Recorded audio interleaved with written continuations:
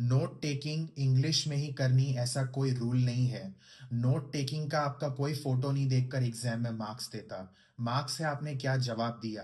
पर आपने जो जवाब दिया इज द फ्रूट, उसका जो रूट है वो है नोट्स। अगर नोट्स ही नहीं लिखी अच्छी तो क्या जवाब देंगे आप, है ना। तो नोट्स आप इंग्लिश में भी लिख सकते हो, हिंदी में भी लिख सकते हो, इंग्लिश हिंदी दोनों में लिख सकते हो, जो मर्जी कर सकते हो। अल्टीमेटली तो आंसर देने से मतलब है। मैं इसलिए इंग्लिश में नोट्स लिखता हूं, जब इंग्लिश सुनता हूं तो इंग्लिश ही लिख रहा हूं और बोलते वक्त हिंदी कर देता हूं।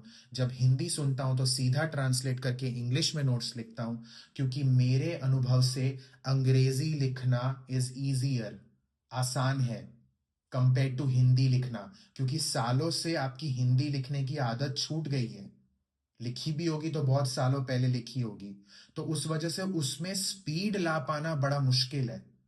इंग्लिश में आप स्पीड ले आ पाओगे जल्दी से नोट टेकिंग में। तो इसीलिए आप हर सेगमेंट में मुझे अंग्रेजी में नोट्स लिखते हुए देखेंगे। और मैं अपने एक्सपीरियंस से बोल रहा हूं, 90% लोग इंग्लिश में ही नोट्स लिखते हैं, 10% लोग कभी कभी हिंदी में लिखते हैं।